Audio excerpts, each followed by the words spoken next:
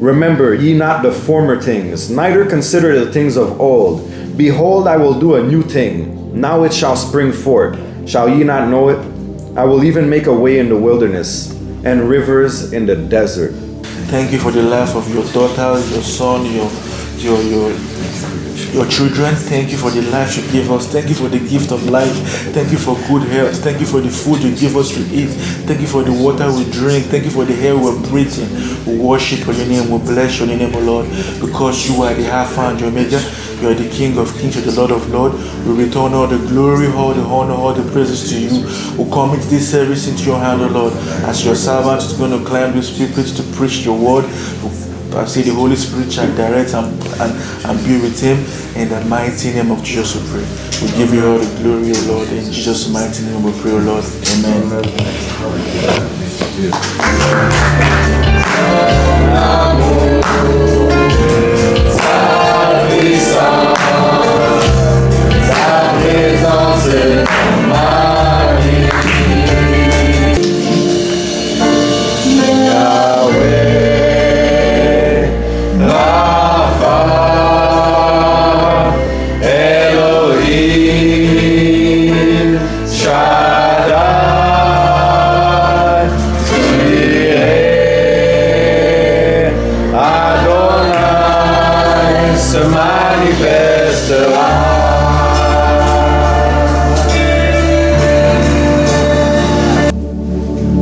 Regardons ensemble maintenant qu'est-ce que l'Écriture a dit par rapport à ça.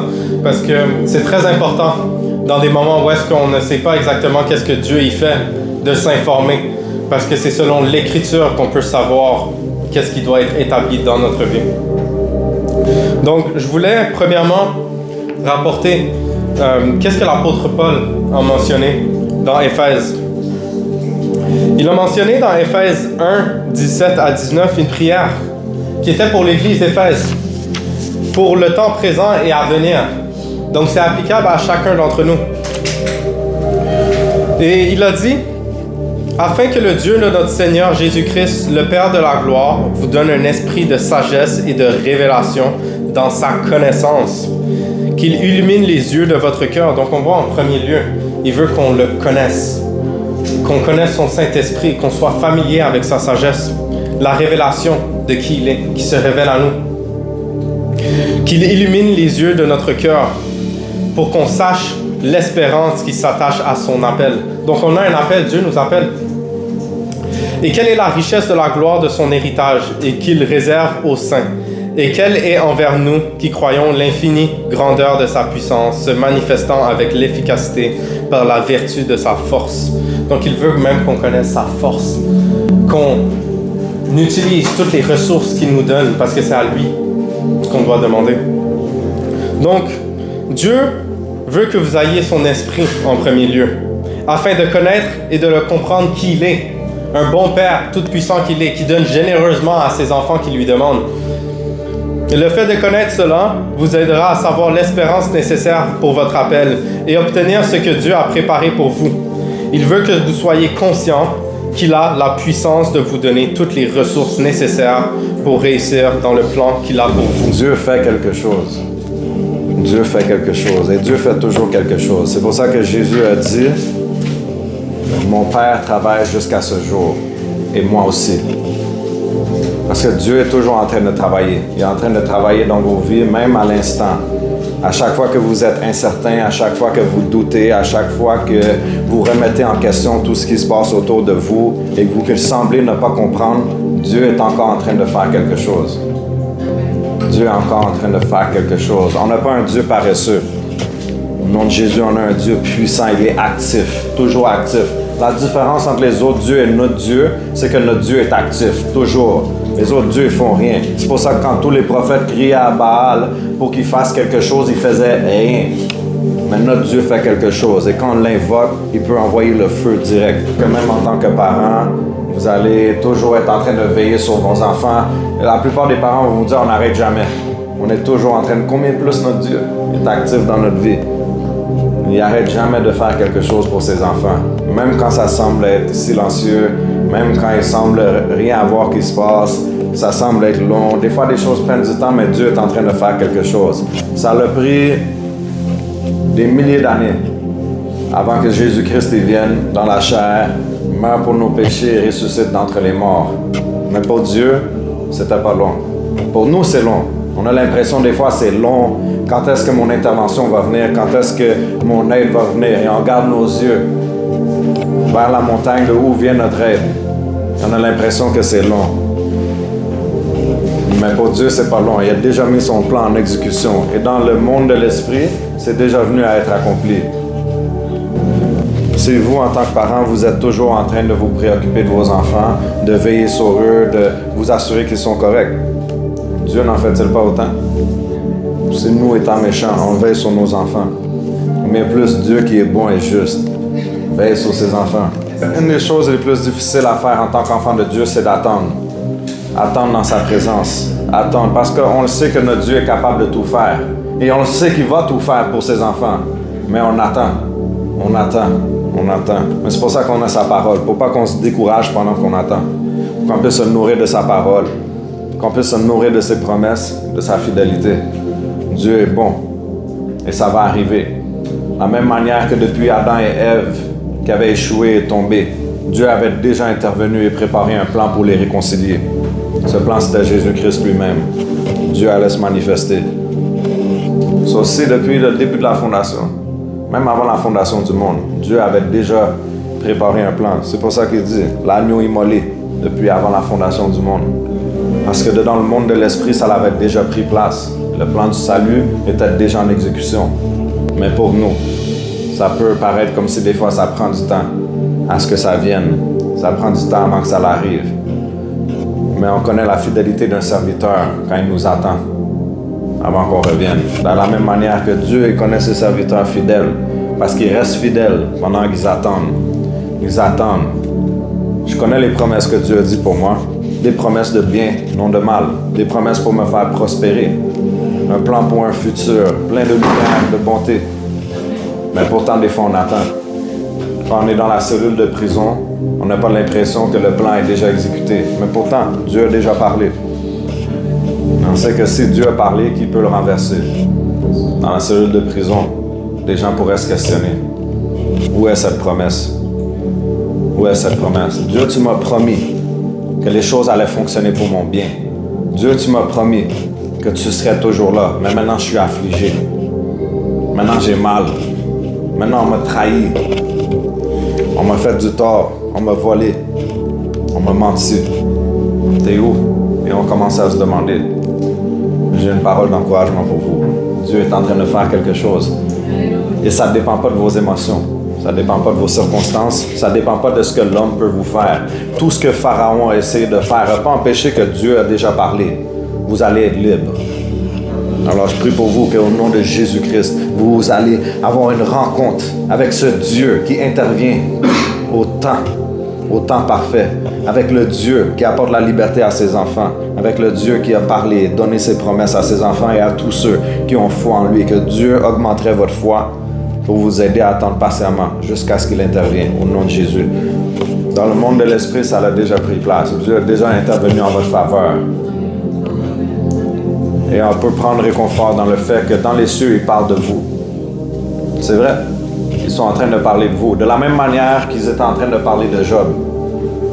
Alors tous les fils de Dieu étaient dans une place. Et ils parlaient de qui? De son serviteur. Et quand Satan est arrivé, Dieu a dit, t'étais où? J'allais, va et viens, sur la terre. Mais il parlait de Job dans les cieux. Il dit, as-tu vu mon serviteur à quel point il est juste, à quel point il est parfait? C'est Dieu qui est en train de se vanter de son serviteur. Imaginez que Dieu se vante de vous. Chaque fois que vous faisiez ce qui est bon et juste, chaque fois que vous tenez à la foi, chaque fois que les choses semblent être dures, mais que vous tenez bon à lui, Dieu se vante de vous. Regardez, ça c'est mon enfant. De la même manière qu'un parent peut être en train de regarder son enfant qui est en train d'utiliser bien ses talents et tout, puis être comme ça, c'est mon enfant. Vite à apprendre, vite à exécuter. Ça c'est mon enfant. Ils vont se lever. Le parent est le premier à venir et commencer à applaudir pour l'enfant. Dieu est de la même manière. Il parle de vous dans les cieux. Regardez mon serviteur, regardez ma servante. Regardez à quel point ils sont fidèles. Ça peut fâcher Satan, puis il peut essayer tout ce qu'il veut, mais au nom de Jésus-Christ, vous allez avoir votre double portion. Parce qu'on va rester fidèle jusqu'à la fin. Que Dieu vous donne la force de faire ainsi. Donc même dans les cieux, il parle de vous. Et les cieux au complet sont en train de vous encourager. Ils savent. C'est pour ça que ça dit que toute la création attend avec impatience que les fils de Dieu soient révélés. Que tous les enfants de Dieu soient révélés. Parce qu'ils savent. Ça s'en vient. Et le temps s'en vient. Le temps s'en vient. Le temps s'en vient et est déjà là. Où les morts entendront la voix du Fils de l'homme et se réveilleront d'entre les morts. Dieu fait quelque chose. Donc même quand ils étaient en train de pleurer pour Lazarus, ils se demandaient, ils disaient, si tu avais été là, il ne serait pas mort. S'il ne serait pas mort, il ne serait pas ressuscité. Mais ça, c'est quelque chose qu'ils ne comprenaient pas jusqu'à après, que Jésus arrive et le fasse réveiller d'entre les morts. S'il n'aurait pas été mort, il n'aurait pas été ressuscité. Si tu n'aurais pas été affligé, tu n'aurais pas appelé à l'aide. Si tu n'aurais pas appelé à l'aide, le Seigneur n'aurait pas intervenu. C'est pour ça que la Bible dit, vous n'avez pas parce que vous ne demandez pas. Des fois, Dieu peut permettre certaines circonstances d'arriver pour qu'on demande. Si le combat est facile, vous allez aller de l'avant, ça se peut que vous allez oublier de demander à Dieu de l'aide. C'est facile. Il n'y a personne ici qui prie pour attacher leur lacet le matin. Dieu, aide-moi à attacher mon lacet. Il commence, non, pourquoi? Parce que c'est facile. Tu oublies que tu ne peux même pas attacher tes lacets sans Dieu. Un combat qui est si grand devant moi ne m'appartient pas. Ça appartient à quelqu'un de plus grand que moi-même. Ça, c'est sûr. Parce qu'on est enfant de Dieu, ça appartient à Dieu. Donc, quand tu fais face à une tempête qui est de la plus grande que toi-même, tu te rappelles, je dois faire appel à Dieu. Toujours, on est comme ça les êtres humains. On doit faire face à certaines choses pour invoquer le nom de l'Éternel. Mais Dieu est bon. Il a préparé ça à l'avance pour qu'on fasse appel à lui, pour qu'il réponde, pour qu'il soit glorifié, même dans nos malheurs. Le Seigneur délivre toujours le juste de tous les malheurs qu'ils font face. Dieu est bon, il est fidèle, un Dieu puissant, prêt à intervenir, un bon Père, ne nous abandonne jamais. Il est en train de faire quelque chose. Mais ça fait des années que j'attends. Et la femme, ça faisait quoi, 12 ans qu'elle saignait? Mais Dieu avait déjà préparé à l'avance une façon dont son nom allait être glorifié, une façon dont sa fille allait être guérie, une façon pour que les gens sachent qu'il est Dieu puissant, qui intervient quand les gens font appel à lui avec foi. Pour persévérer, continuer, patience, prier, demander à Dieu, et Dieu va intervenir en votre faveur. Notre vie n'est pas dans la main des hommes. Ce que les hommes peuvent vous faire ne va pas empêcher ce que Dieu va faire dans vos vies. Mais Dieu a déjà parlé. Comment tu vas te battre contre Dieu? Non. Non.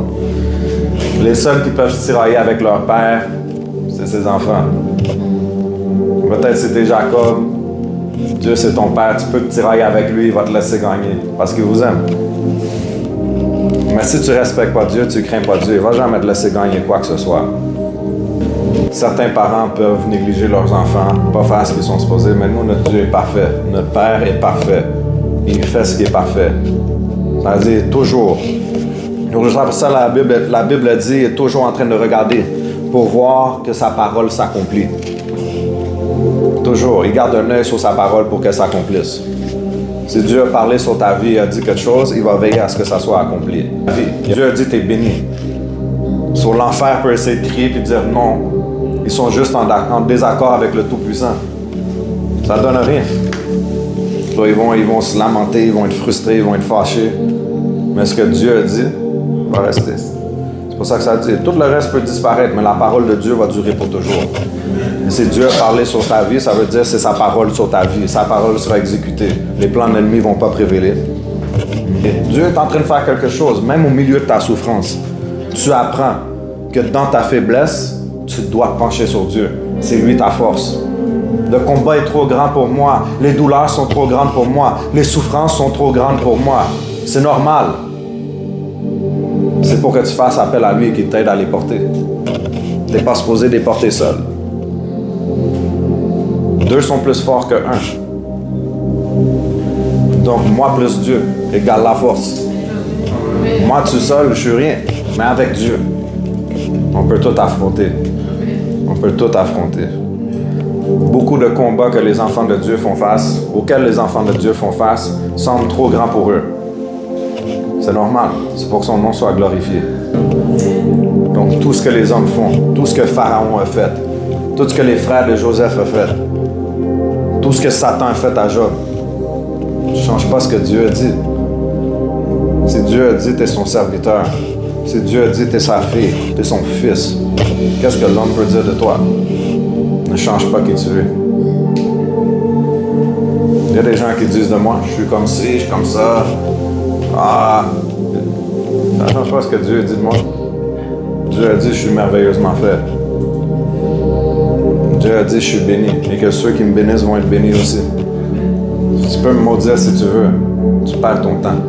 Il m'a dit, dis à mes enfants que je suis en train de faire quelque chose. Ils se demandent qu'est-ce qui se passe, pourquoi ça prend si longtemps. Ils attendent après quelque chose. Ils savent que je suis un Dieu puissant qui peut intervenir à tout moment. Mais ils attendent, ils ont l'impression que ça revient jamais.